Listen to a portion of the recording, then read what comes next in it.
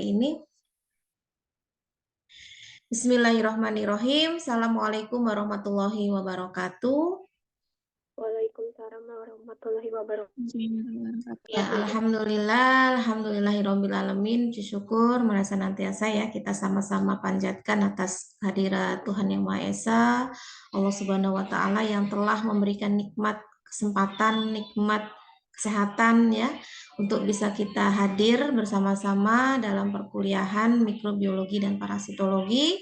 Lebih spesifiknya kita akan mereview kembali materi-materi yang sudah saya berikan sebelumnya ya untuk kalian pelajari bab pewarnaan bakteri.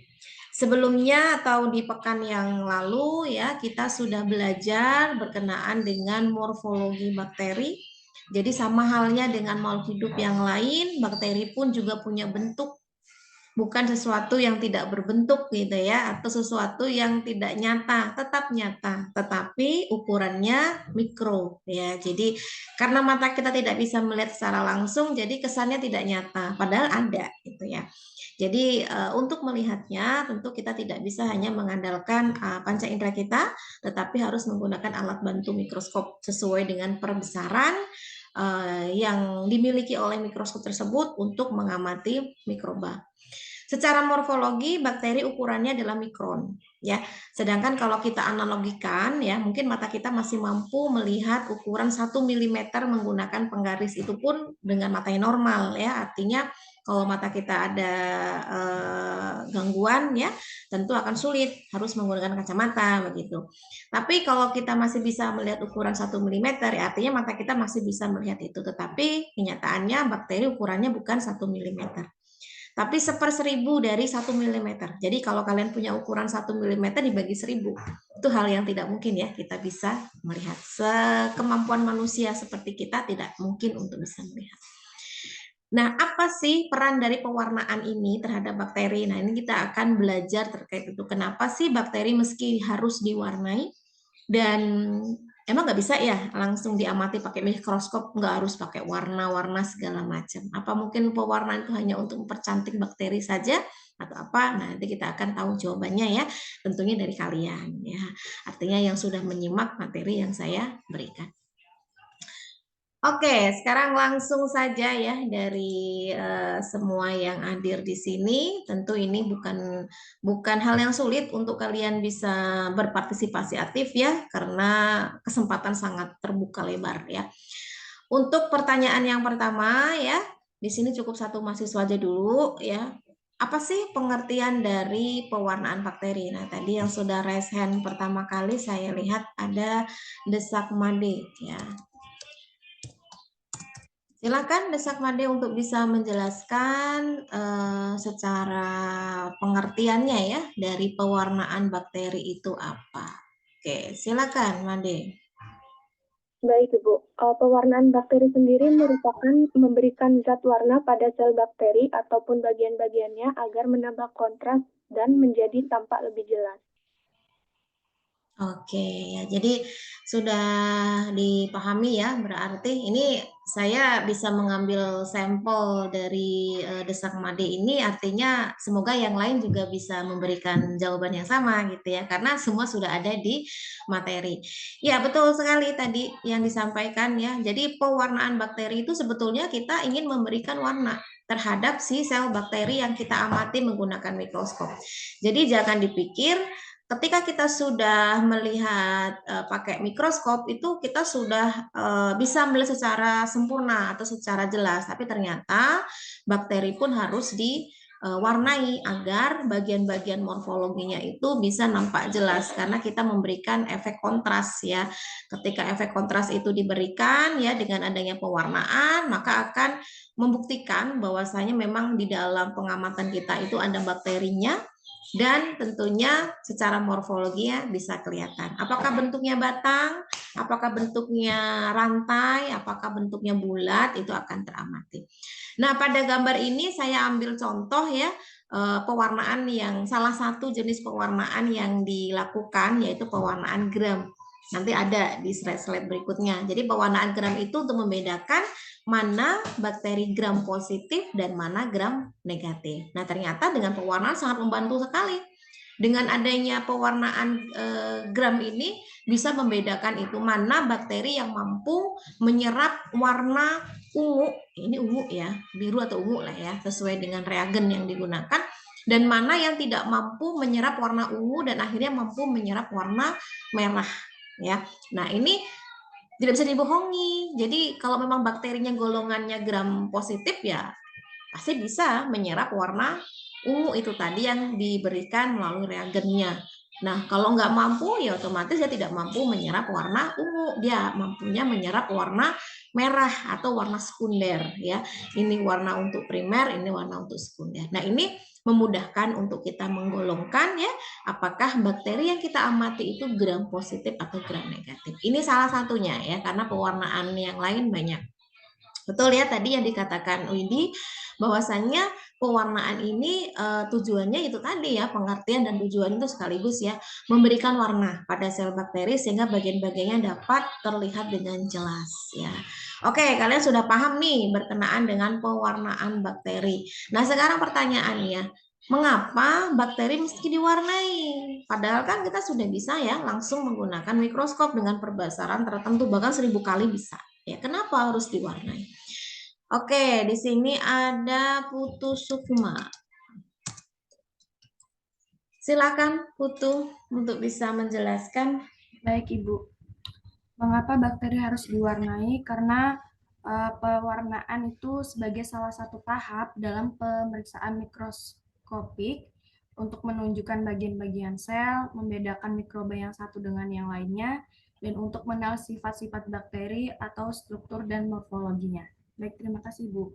Oke, baik. Ya, itu tadi jawaban dari Putu. Artinya begini, itu semua benar yang disampaikan Putu, tapi ada satu keyword ya, atau kata kunci yang belum Putu sebutkan. Kenapa harus diwarnai? Kalau memang tujuan pewarnaan betul ya itu semua gitu. Tapi ada satu keyword yang belum disebutkan. Kenapa bakteri harus diwarnai? Ayo, siapa coba? Teresia bisa menjawab?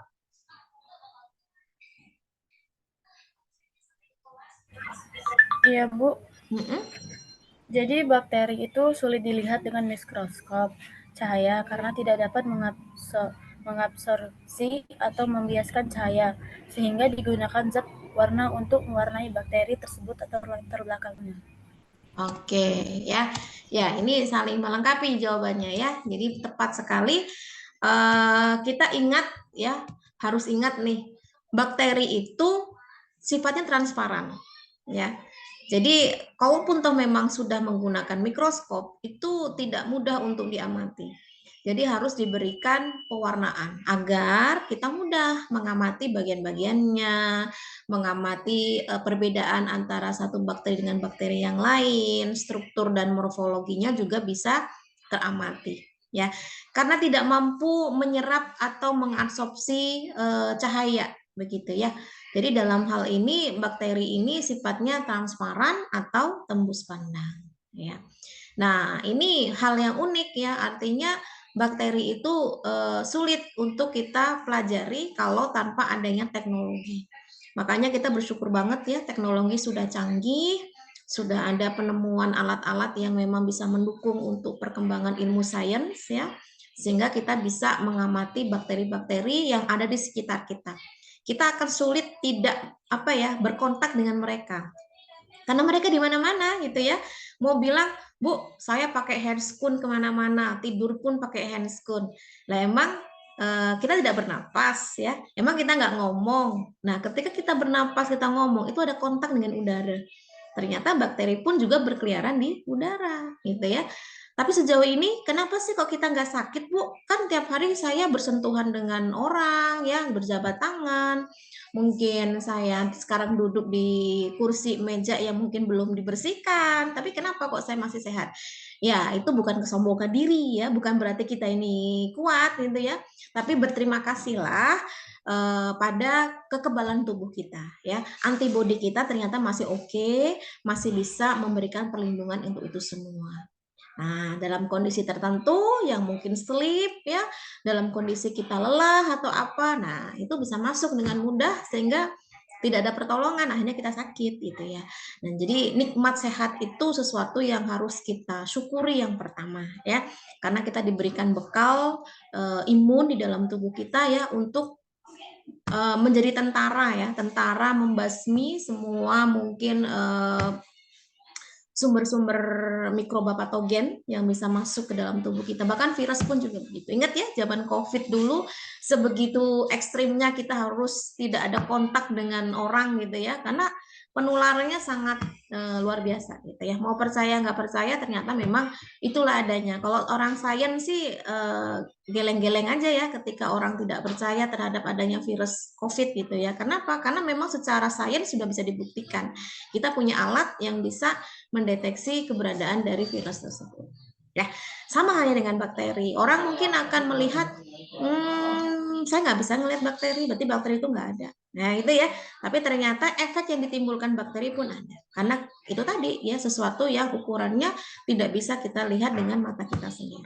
Itu harus pakai alat, bahkan tes-tes atau pengujian-pengujian tertentu untuk membuktikan mikroba itu ada. Nah, dengan adanya kenyataan kalau bakteri itu sifatnya transparan, yaitu tadi kita butuh teknik pewarnaan ya, agar memudahkan kita untuk melihat adanya efek kontras ya. Nah, kita ingat lagi, istilah kita mensiasati ya, karena bakteri ini kan sifat dari bagian tubuhnya yang disebut dengan sitoplasma, itu sifatnya adalah basofilik. Apa sih basofilik itu? Dia itu lebih menarik atau lebih suka bahasanya itu dengan basah. Artinya berarti zat warna yang digunakan itu yang unsurnya adalah basah ya. Jadi akan lebih mudah diserap oleh tubuh. Ya kecuali beberapa jenis bakteri yang memang sifatnya bukan basofilik ya. Jadi ada yang sifatnya asam misalkan. Nah, dalam hal ini kita menyesuaikan dengan bakteri tersebut. Nah, pewarnaannya macam-macam nih ya. Ada pewarnaan sederhana, ada pewarnaan negatif, pewarnaan diferensial. Nah, ini diferensial ini ada dua ya, ada pewarnaan gram dan tahan asam. Kemudian ada pewarnaan khusus di sini yang diwarnai hanya bagian tertentu dari bakteri ya, bisa sporanya, bisa flagelnya, dan bisa kapsulnya. Nah, ini adalah prinsip-prinsip nih, apa yang menjadi alasan si bakteri itu harus diwarnai. Oke, kita lanjut lagi. Oke, sebelum saya memberikan pertanyaan ya, jadi hal yang perlu diperhatikan, ya saya ingatkan lagi, dalam proses pewarnaan, itu kan sifatnya kita harus membuat sediaan ya, sediaan yang berisi mikroba yang akan kita warnai. Jadi pembuatannya itu menggunakan gelas benda ya, atau kita sebut dengan pembuatan olesan atau apusan bakteri ya. Nah, dalam hal ini bakteri yang kita atau sampel bakteri yang kita tuangkan di dalam gelas benda itu prinsipnya adalah tidak boleh terlalu tebal dan tidak boleh terlalu tipis ya.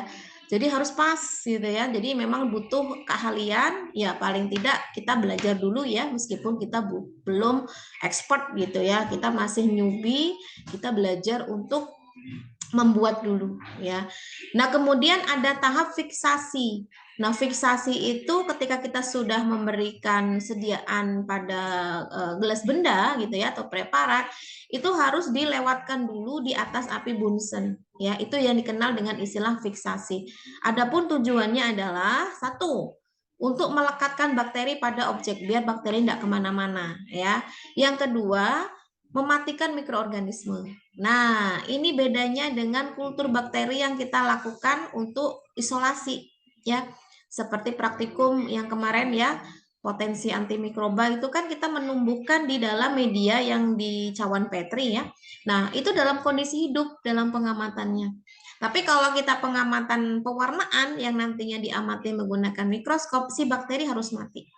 Ya, jadi kita hanya ingin mengamati morfologinya, bukan pertumbuhannya, hanya morfologinya saja. Jadi dalam kondisi mati pun tidak masalah. Nah, ini akan lebih safety ya, artinya si bakteri itu bukan sesuatu yang bisa berpindah tempat gitu ya. Artinya tidak bisa menyebabkan penularan gitu ya, atau cross infection. Jadi berbeda dengan yang pengkulturan bakteri yang harus dalam kondisi yang steril ya, harus di laminar airflow, semuanya harus tertutup segala macam, terlebih kalau bakterinya sifatnya patogen.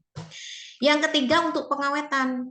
Jadi kan preparat ini sebetulnya bukan sekali pakai ya. Jadi ada beberapa laboratorium yang sudah memiliki berbagai macam preparat yang berisi bakteri yang itu bisa disimpan atau dikoleksi ya, karena sifatnya dia bisa untuk sepanjang waktu ya dan tidak rusak begitu. Jadi kapanpun dibutuhkan untuk pembelajaran itu bisa dipakai.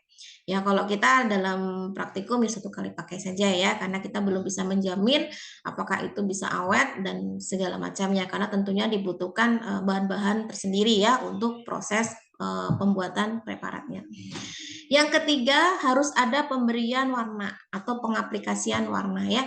Nah kalau untuk pewarnaan ini ada yang diaplikasikan untuk satu warna dan ada yang beberapa warna. Semua tergantung dari jenis pewarnaannya apa gitu ya. Kalau pewarnaan sederhana ya dari istilah sederhana aja udah ketebak ya maksudnya apa. Oke, nah ini ada hal-hal penting ya dalam teknik pewarnaan yang bisa kalian acu, kalian pahami gitu ya. Jadi ini bisa diterapkan untuk semua jenis pewarnaan, tekniknya seperti apa.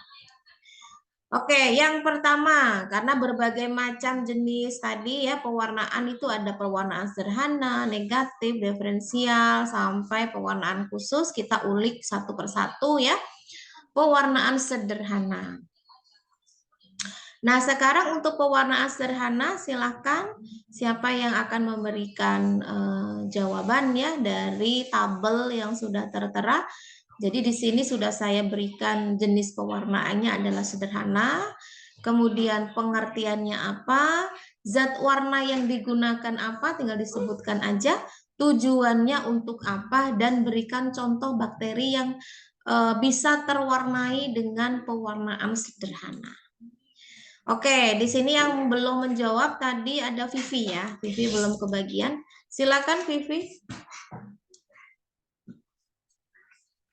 Baik, Ibu. Jadi dalam pewarnaan sederhana menggunakan satu jenis zat warna yang bersifat basa. Zat warna yang digunakan biasanya seperti methyl blue, kristal violet, serta karbon. Tujuannya untuk melihat bentuk sel bakteri dan untuk mengetahui morfologi susunan selnya. Contoh bakteri yang bisa menggunakan pewarnaan sederhana ini seperti Escherichia coli, dia berubah jadi ungu violet.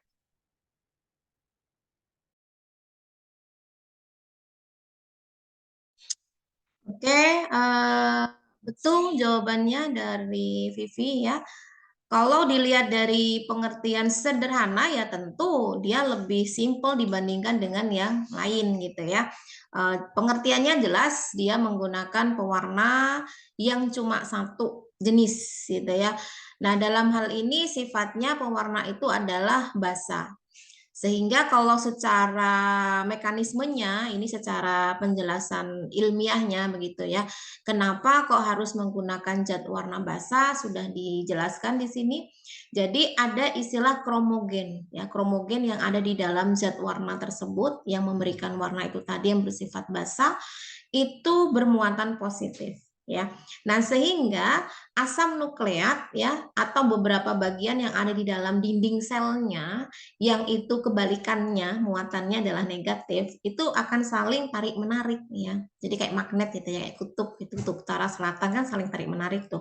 Nah di sini zat warna itu bermuatan positif, dinding selnya bakteri bermuatan negatif, ya sudah bisa saling berikatan dengan kuat gitu ya dan akhirnya bisa terserap oleh tubuh. Nah, karena dia pewarnaannya adalah sederhana, berarti hanya satu saja yang digunakan ya. Ada beberapa jenis zat warna yang bisa digunakan, ada methylene blue, kristal violet, karbofluksin. Nah, untuk pewarnaan sih nggak usah pusing-pusing harus membuat zat warna tersendiri ya, tetapi sudah ada yang dalam bentuk sediaan jadi ya, sudah ada apa? Dari pabriknya gitu ya, sudah tinggal digunakan. Nah, kalau untuk sederhana tentunya tujuannya pun juga lebih sederhana ya, karena cukup ingin tahu bentuk-bentuk morfologinya seperti apa gitu ya. Apakah bentuknya bulat, kokus ya, apakah bentuknya batang atau basil atau spiral dan lain-lain ya. Nah, kalau untuk bakterinya apa, tadi sudah disebutkan ya. Jadi bakterinya itu adalah E. coli. Nah, sekarang ada hal-hal yang perlu diperhatikan dulu ya sebelum melakukan pemeriksaan untuk bakteri sederhana ya atau pewarna sederhana. Jadi semua alat-alat ya, terutama gelas objeknya atau kaca preparat ini ya, bentuknya yang seperti ini, itu harus benar-benar dicuci bersih ya. Bila perlu direndam pakai alkohol dulu untuk sterilisasi secara manual ya, tapi tidak perlu di autoclave ya, cukup dibersihkan, dicuci. Kalau memungkinkan direndam pakai alkohol gitu ya, lalu dielap sampai bersih, sampai kering. Kemudian jarum ose ya, dan Bunsen. Ya, ini alat-alat yang dibutuhkan. Tapi kalau untuk jarum ose, ya ini memang harus disterilisasi dulu ya, karena dalam hal ini kan berkenaan dengan sampel bakterinya. Jangan sampai nanti ada bakteri-bakteri lain yang ikut nimbrung di situ ya. Akhirnya ada kompetisi dan yang teramati ya malah bakteri yang tidak kita inginkan. Jadi dilakukan pembersihan untuk kaca bendanya ya atau gelas objeknya, kemudian dilakukan fiksasi seperti yang sudah dicontohkan di awal tadi ya. Dilewatkan dalam api Bunsen ya, tujuannya itu tadi ada tujuan membersihkan, mengawetkan, membuat mati si mikroba dan lain-lain.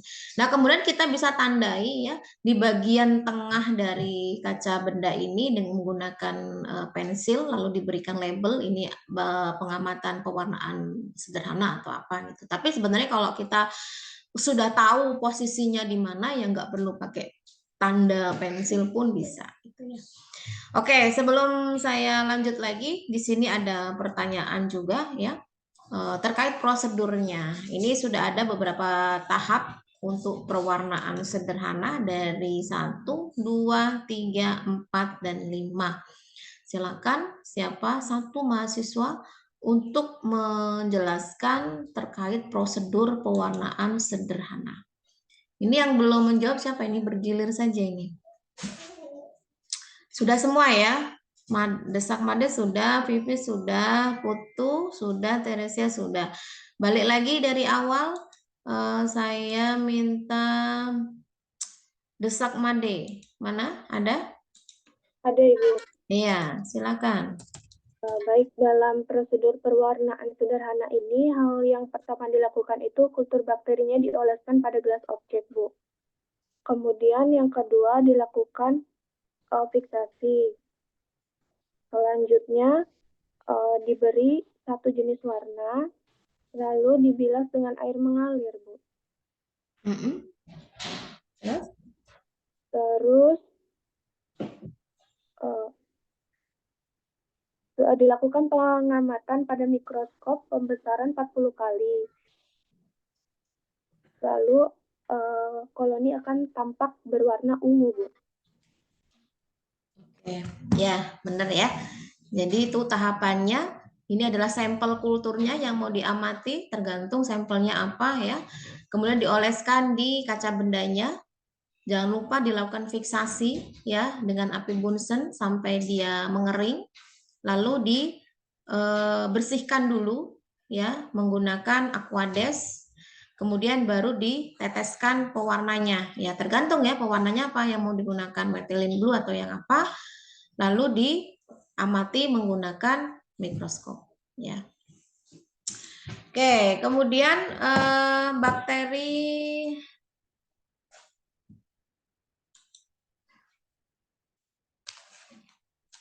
Oh, ini masih kelanjutannya ya. Nah, ini contoh bakterinya ya. Jadi ini adalah bakteri E. coli ya yang digunakan untuk pengamatan pewarnaan sederhana menggunakan pewarna methylene blue ya. Jadi ketika diamati menggunakan mikroskop itu nampak seperti warnanya itu ungu ya, berbentuk koloni. Koloni itu artinya menggerombol gitu ya.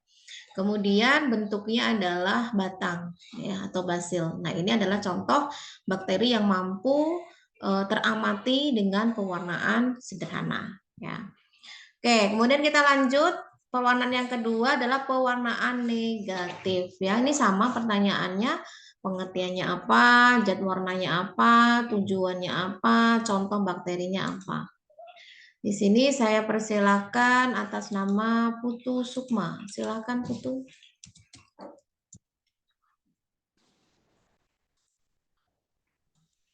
Baik, pengertian pewarnaan negatif itu pewarnaan yang tidak langsung mewarnai bakteri, melainkan mewarnai latar belakang prepart bakteri tersebut. Terus menggunakan pewarna asam, asid stain atau bermuatan negatif sehingga tidak akan berpenetrasi ke dalam sel karena permukaan bakteri bermuatan negatif sehingga sel yang tidak diwarnai akan jelas terlihat pada latar belakang yang telah diwarnai. Zat warnanya tinta India atau nitrosin. Baik, sudah Ibu. Oke, ya ini memang sedikit berbeda ya dengan pewarnaan sederhana. Kalau pewarnaan sederhana itu yang diwarnai adalah bakterinya. Tapi kalau pewarnaan negatif itu bukan bakterinya, tetapi latarnya. Ya, kalau kalian tahu apa tuh layar hijau, ya layar hijau itu kan istilahnya kita bisa nampak berbeda ya. Artinya sebenarnya kita nggak berada di pantai, tapi seolah-olah bisa berada di pantai gitu ya karena kelihatan gitu kan. Jadi yang diamati di sini adalah layarnya. Yang diwarnai adalah layarnya, sehingga membuat dia kontras gitu ya, kontras dengan layar sehingga nampak mau sebening apapun dia, kalau layarnya yang terwarnai otomatis dia akan nampak. Oke, sebelum saya mereview kembali dari jawaban Putu tadi, ini juga sama ya, ditanyakan dulu berkenaan dengan prosedur pewarnaan negatif. Ini hampir sama sih dengan yang tadi juga ya, tetapi coba di sini bisa dijelaskan dulu ya prosedurnya. Silahkan, saya persilakan Teresia.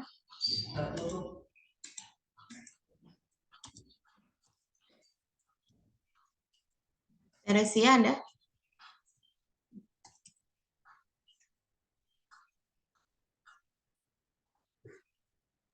Ada Bu, sebentar Iya. ya Bu.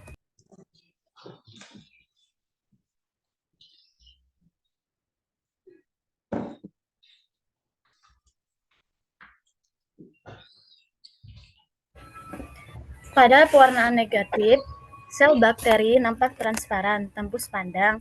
Caranya hanyalah menambahkan satu zat warna saja pada preparat setelah 30-60 detik, objek gelas dibias dengan air mengalir. Sediaan dibiarkan kering di udara dan diamati di bawah mikroskop. Oke, ya sebetulnya saya meminta untuk menjelaskan yang pada gambar ya. 1 itu apa, 2 itu apa. Jadi kalian harus juga melihat layar PPT-nya gitu ya. Jadi tidak cuma sekedar mendengar suara saya. Tapi kan di sini jelas ya bahwasanya sesuai dengan gambar ya. Nomor 1 itu kita berikan pewarna gitu ya. Lalu diteteskan sampelnya yang akan diamati gitu ya. Nah, tapi posisinya kalau kalian lihat itu tidak di tengah seperti yang sebelumnya, tetapi dia di pinggir. Nah, ketika di posisi seperti itu kita membutuhkan kaca benda satu lagi ya untuk meratakan, menarik posisinya itu dimiringkan dulu gitu ya.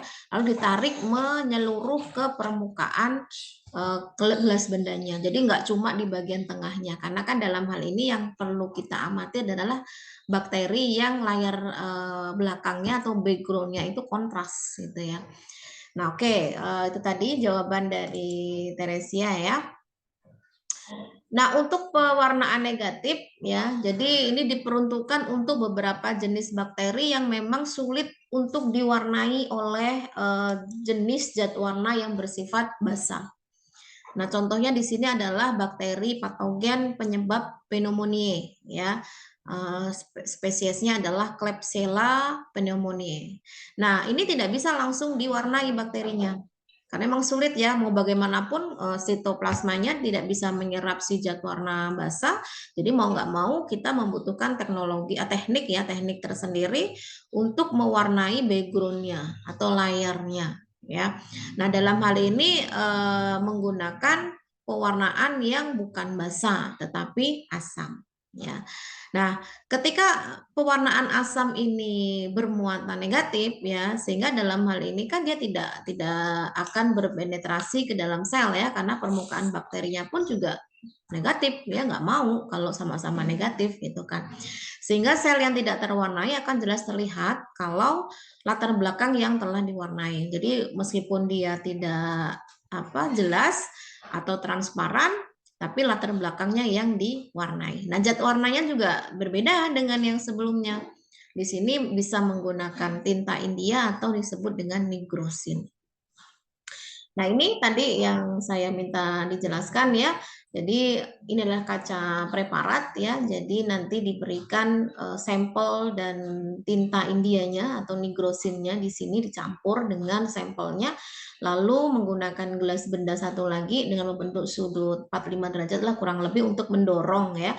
Mendorong supaya dia rata ulasannya ya di seluruh permukaan gelas benda. Baru nanti diamati menggunakan mikroskop begitu. Nah, ini hasil contoh dari pengamatan mikroskop yang sudah dilakukan untuk pewarnaan negatif ya terhadap bakteri Klebsiella pneumonia. Jadi yang diwarnai adalah layar belakangnya, jadi warnanya kayak gelap gitu ya, baru dia nongol nih bakterinya. Tetapi kalau layarnya nggak dibuat gelap, nah ini nggak kelihatan sama sekali. Ya, memang dalam hal ini khusus untuk bakteri pewarnaan negatif ini, kalau dia atau yang memeriksa itu belum pernah ya, itu akan sulit ya, karena memang ini dibutuh skill tersendiri. Karena tidak boleh terlalu tipis, tidak boleh terlalu tebal ya, dan nekannya juga tidak boleh terlalu kencang ya, dan juga tidak boleh terlalu pelan gitu. Jadi memang sulit ya untuk mengamati ini. Coba nih tidak kalian tahu ya caranya bagaimana untuk melakukan pengamatan bakteri yang bersifat sulit untuk terwarnai oleh pewarna basa seperti yang lain. Ya, jadi harus diwarnai dengan pewarnaan negatif. Selanjutnya adalah pewarnaan gram. Nah, ini yang termasuk diferensial ya. Silakan di sini yang bisa menjelaskan Vivi ya. Silakan Vivi. Baik, Ibu.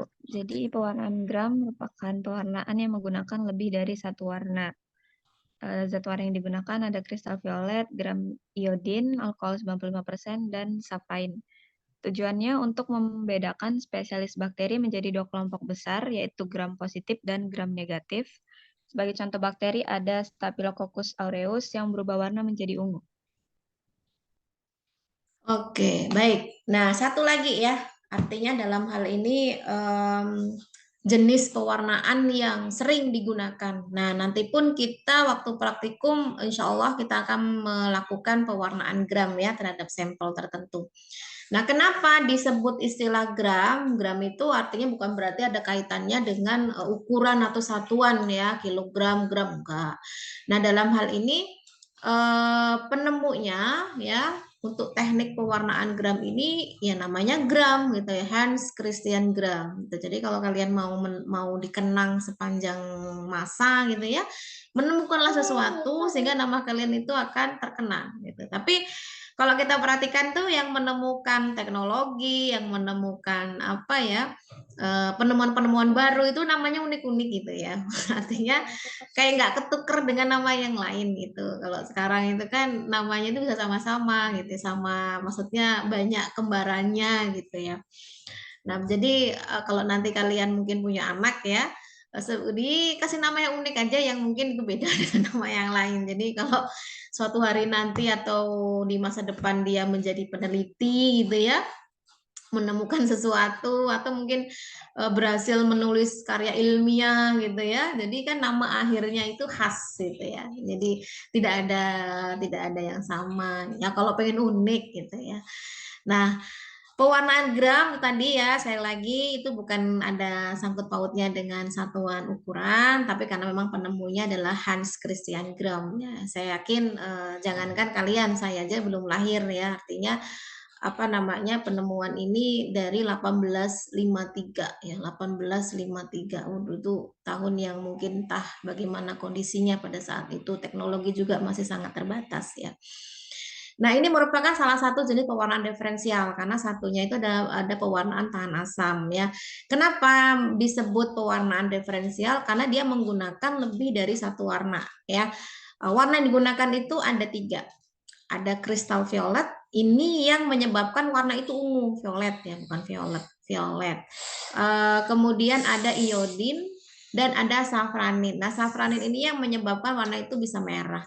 Jadi kalau kristal violet ini sifat pewarnanya adalah primer, kalau yang safranin itu sekunder. Jadi kita bisa nanti menggolongkan apakah dia termasuk bakteri gram positif atau negatif yang berdasarkan kemampuan bakteri itu sendiri.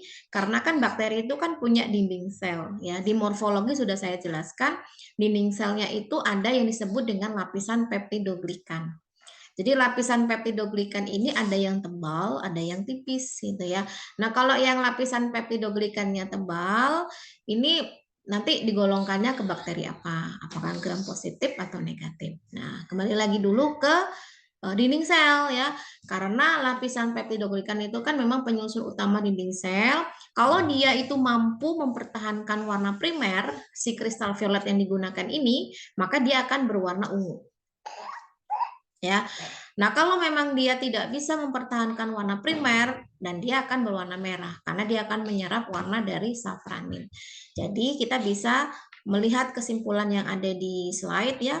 Dia disebut bakteri gram negatif ya. Kalau dia berwarna merah, artinya dia tidak bisa menyerap warna ungu ya, tapi dia bisa menyerap warna merah atau warna sekundernya. Tapi kalau bakteri gram positif, dia akan berwarna ungu. Jadi dia mampu menyerap warna primernya dan bisa mengikat secara kompleks sehingga dia warnanya akan berwarna ungu. Seperti yang saya tampilkan gambarnya di awal tadi ya. Nah, dalam hal ini sebelum saya tampilkan gambarnya, ini ada pertanyaan lagi. Prosedur pewarnaan gram ya. Silakan di sini saya persilakan dulu untuk mahasiswa bisa menjelaskan. Ini kembali lagi ke awal ya, Desak Made. Silakan. Baik Ibu, yang pertama itu kalau sesuai gambar yang Ibu tampilkan, itu ambil satu koloni bakteri dengan ujung OC. Kemudian yang kedua, letakkan di atas benda, lalu ratakan suspensi di atas kaca, itu diteteskan satu larutan fisiologi. Yang keempat, ratakan campuran bakteri larutan fisiologis di atas kaca benda.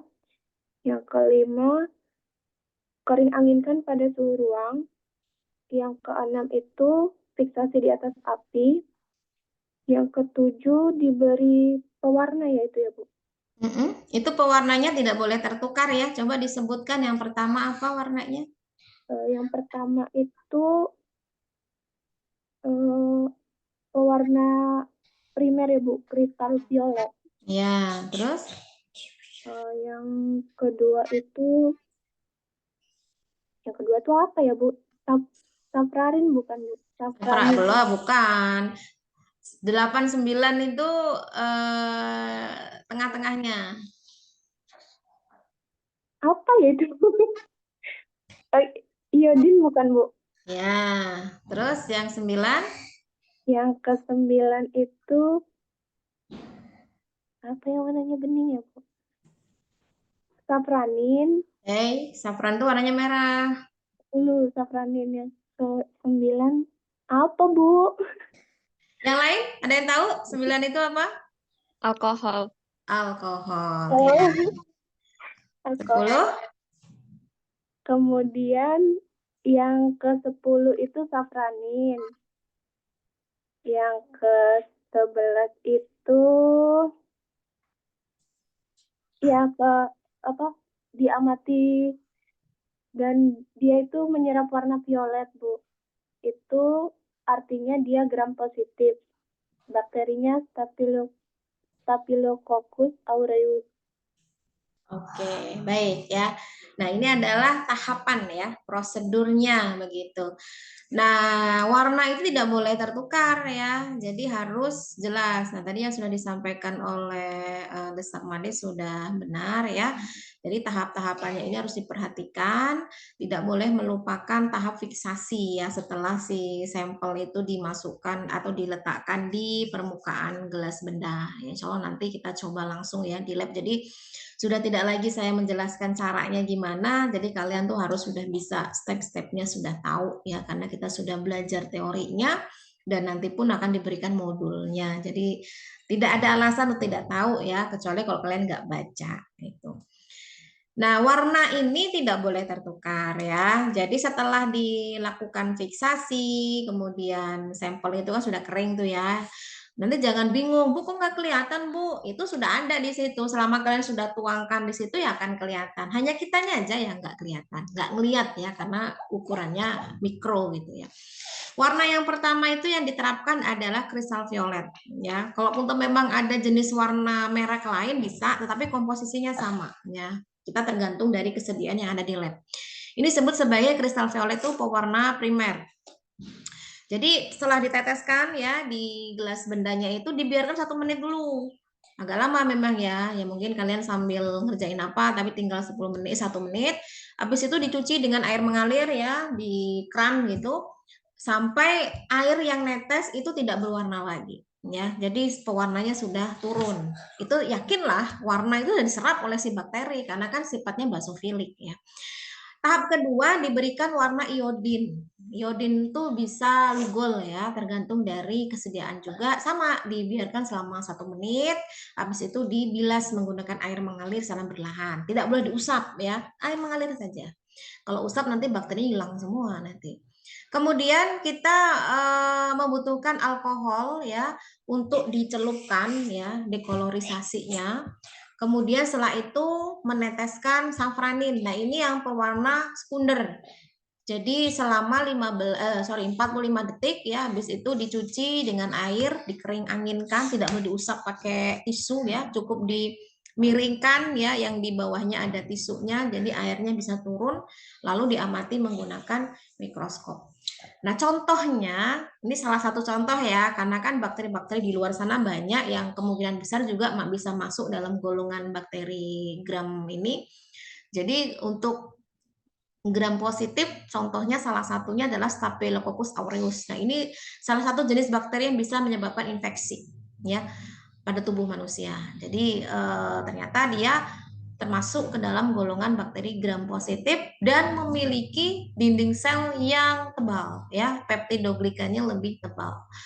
Nah, kemudian selain memiliki peptidoglikan yang tebal, dia juga memiliki bagian yang disebut dengan tektoik acid. Nah, ini sudah saya jelaskan juga ya di morfologi. Itu apa? Ini merupakan polimer gliserol dan ribitol fosfat yang menempel pada permukaan peptidoglikan yang berfungsi untuk metabolisme di dalam tubuh si bakteri itu ya, seperti untuk transport ion positif dari dalam keluar ya, dan juga untuk penyimpanan fosfor. Nah, ini juga sudah saya jelaskan juga ya di materi morfologi, perbedaan antara bakteri gram positif sama negatif itu bisa dilihat dari peptidoglikannya.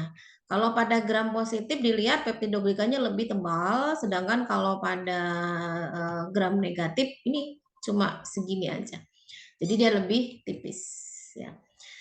Nah, bagaimana kalau dia gram negatif?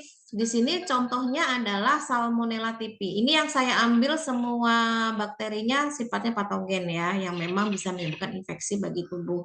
Kalau Salmonella typhi berarti penyebab tipes ya. Jadi kalau kalian ada yang mungkin dulunya pernah kena tipes ya ini tersangka utamanya ini ya. Ya bisa dikatakan penyebabnya adalah gaya hidup yang tidak higienis ya, makan sembarangan gitu ya, karena mungkin kita ini kan generasi Z yang suka banget kuliner tapi tidak memperhatikan apa ya kesehatan dari segi safety makanan itu ya, entah udah dikerubutin lalat atau apa gitu tanpa kita tahu gitu ya, makanan sudah jatuh diambil lagi segala macam. Nah, ternyata itu bisa memberikan dampak yang tidak baik untuk tubuh kita.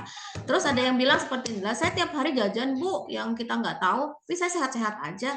Ya itu tadi ya, jangan menyombongkan diri sendiri, tetapi lebih berterima kasihlah kepada tubuh kita ya yang sudah sekuat hingga sekarang, karena imun kita ini bisa dikatakan sebagai power tersendiri ya untuk menyelamatkan kelangsungan hidup kita ya. Jadi tanpa adanya antibodi kita nothing ya.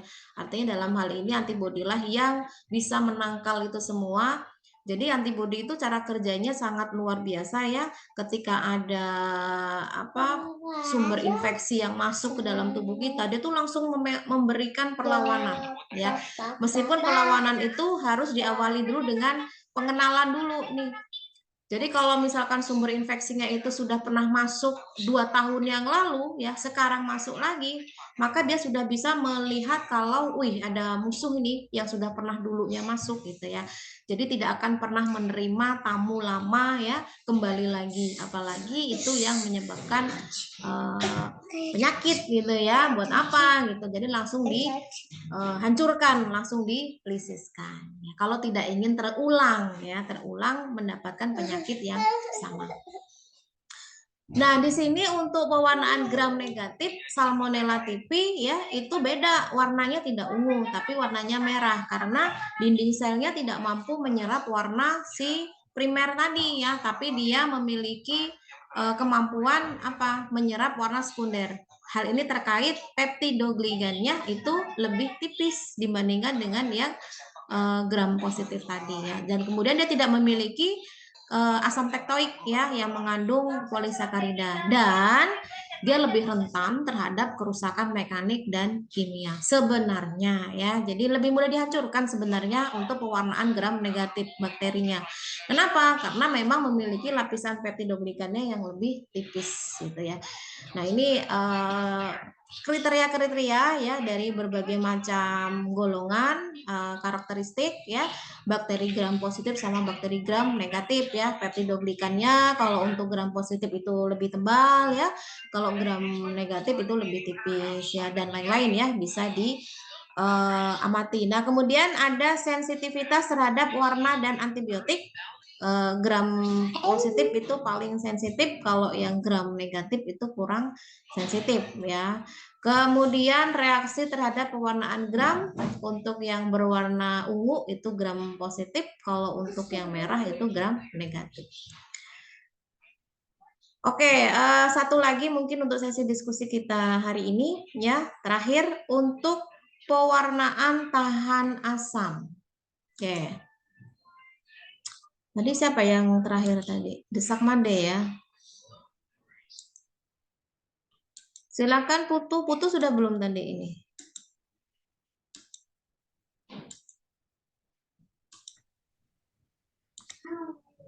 Oh ya, silakan Putu berarti. Halo, apa kabar? Ada Putu? Ya, Ibu. Iya, silakan Putu. Untuk yang Pewarnaan tahan asam digunakan untuk mewarnai bakteri yang mampu bertahan terhadap dekolorisasi oleh alkohol asam. Dinding sel mengandung banyak zat lipoid atau lemak sehingga bersifat permeabel dengan pewarnaan gram. Mycobacterium tuberculosis penyebab TBC, Mycobacterium leprae penyebab kusta. Bakteri tersebut bersifat tahan asam plus terhadap pewarnaan tahan asam Zen-Nielsen. Zen-Nielsen A, karbofuksin, Zen-Nielsen B, alkohol asam HCl 3% dalam dalam metanol 95%.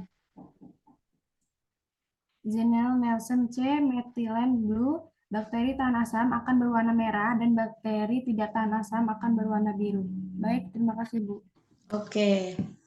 Nah, ini juga termasuk pewarnaan diferensial ya, tahan asam ini, karena memang si bakterinya itu susah ya untuk diberikan pewarna basofilik seperti yang sudah-sudah. Nah, kalau untuk yang tahan asam ini memang spesialnya terhadap jenis bakteri yang kandungan lemaknya itu lebih banyak ya, sehingga lebih sulit untuk menyerap warna termasuk pewarnaan gram aja dia nggak bisa diserap ya, karena sifatnya sifatnya itu permeable gitu ya, karena kandungan lipoidnya atau lemaknya lebih banyak.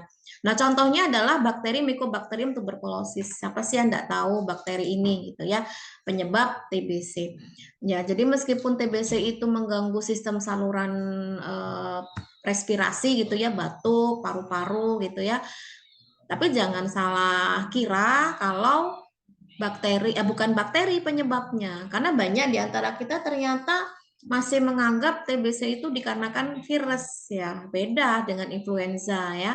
Kalau TBC itu disebabkan karena bakteri gitu.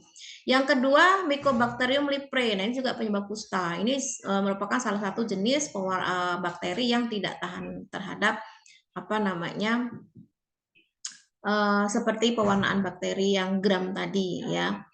Nah, membutuhkan pewarnaan khusus. Jadi pewarnaan yang bisa digunakan adalah Jih Nielsen. Nah, ini penemunya pasti ya. Nah, ada Jih Nielsen A yang isinya adalah karbonfuksin. Ada Jih Nielsen B, ini isinya adalah alkohol asam HCl 3% dalam metanol 95%. Dan Jih Nielsen C, ini adalah metilen blue. Nah, ketika sudah diwarnai, nanti bakteri tahan asam itu akan berwarna merah. Sedangkan bakteri tidak tahan asam itu akan berwarna biru, gitu ya. Nah, ini cara-caranya ya untuk proses prosedurnya. Kalau poin 1 sampai 2 itu semua pewarnaan sama, harus ada penyiapan alatnya dulu, bahannya dulu, kaca objek harus dibersihkan dulu, difiksasi dulu, baru diberikan sediaan bakterinya ya. Nah, kemudian ini yang membedakan kalau untuk tahan asam itu yang pertama zat warna yang diberikan itu adalah karbofuksin ya atau Jih Nielsen A. Kemudian dilanjutkan dengan ZNB ya, Jih Nielsen B, dan dilanjutkan dengan JNC ya. Ini masing-masing juga punya waktu masing-masing yang berbeda ya. Kalau untuk yang bagian A itu ditunggu 5 menit. Lalu dibilas pakai Aquades ya. Kalau yang B itu tunggu setengah menit, lalu dibilas dengan Aquades. Lalu untuk yang terakhir itu ditunggu 1 menit, lalu dibilas dengan Aquades ya. Lalu anginkan sediaan itu baru diamati. Nah, ini tahap-tahapannya tadi ya. Jadi kita nanti endingnya ketika sudah pewarnaan ini dilakukan ya, nanti diamati menggunakan mikroskop. Kalau yang berwarna merah ya, merah itu dia tahan asam, sedangkan yang berwarna biru itu tidak tahan asam. Ya, ini nanti akan kita bisa hitung berapa yang berwarna merah dan berapa yang berwarna biru. Ya. Nah, contohnya adalah ini Mycobacterium tuberculosis ya. Jadi ketika diamati menggunakan mikroskop, nah ini adalah sampelnya adalah sampel sputum atau dahak seseorang yang diduga kena TBC. Jadi kita itu nggak boleh ya menyebut seseorang itu langsung kamu kena TBC tanpa adanya data yang jelas ya. Harus ada pemeriksaan laboratorium dulu yang menyatakan kalau memang di dahaknya itu ada bakteri TB gitu. Jadi kalau nggak ada ya nggak bisa, karena meskipun mempunyai apa ya ciri-ciri atau gejala yang sama itu belum tentu itu adalah TB. Mungkin bisa jadi hal lain ya. Nah, tentu dalam hal ini bisa menambah tenaga medis ya, misalkan dokter yang bisa memberikan diagnosa itu ya didukung oleh data-data laboratorium dari pasien tersebut ya, apakah benar di dahaknya itu ada bakterinya itu. Itu pun tentunya ada perhitungan tersendiri ya yang bisa dijadikan acuan kalau seseorang itu memang positif level berapa, karena semua itu kan ada tingkatannya ya. Istilahnya kalau ini stadiumnya deh, jadi ada tahapannya ini berapa, ada yang mungkin masih ringan ya, sedang, atau mungkin sudah berat ya. Nah, dalam hal ini penjelasannya ya. Jadi Mycobacterium tuberculosis ini dinding bakterinya itu tebal sekali, adanya lapisan lemak ya atau lilin yang itu tentunya sangat sulit untuk ditembus oleh zat warna apapun itu. Dan kemudian dengan diterapkannya warna fuksin, karbofuksin itu, kemudian dilakukan tahap-tahapan yang tadi sudah dijelaskan, ya itu sekiranya bisa masuk ya di dalam sampel tersebut dan diserap oleh bakteri. ya. Nah, kemudian dengan adanya alkohol itu tadi ya, yang itu dicuci menggunakan asam alkohol, itu tidak lepas ya karbon fuksinnya. Sedangkan kalau untuk bakteri tahan asam itu akan luntur. Nah, ini seperti penjelasan pada pewarnaan gram tadi ya. Kenapa bisa berwarna merah, kenapa bisa berwarna biru. Nah, ini contohnya tadi ya, Mycobacterium tuberculosis. Oke, mungkin sampai sini dulu ya untuk sesi diskusi kita atau tanya jawab kita. Setidaknya saya sudah bisa mengambil nilai keaktifan dari kalian. Dan materi yang selanjutnya yang belum sempat kita ada sesi tanya jawab, itu silakan dipelajari lagi melalui video atau materi yang nanti saya sharekan. Dan artinya tetap menjadi kewajiban mahasiswa untuk menguasai dari awal sampai akhir untuk semua jenis pewarnaan pada bakteri ya, untuk prosedurnya seperti apa, pengertiannya seperti apa ya, dan contoh bakteri yang bisa diwarnainya itu apa. Itu sebetulnya sudah bisa jadi clue buat kalian untuk soal-soal yang bisa jadi keluar ya, entah itu untuk kuis, entah itu untuk UTS ya. Dalam hal ini bisa dipelajari dari apa yang menjadi pertanyaan saya di setiap sesi diskusi. Sebenarnya saya nggak akan jauh-jauh ngambil pertanyaan itu, ya biasanya yang ngambil dari sesi diskusi seperti ini. Oke, itu dari saya. Sampai sini ada yang mau ditanyakan?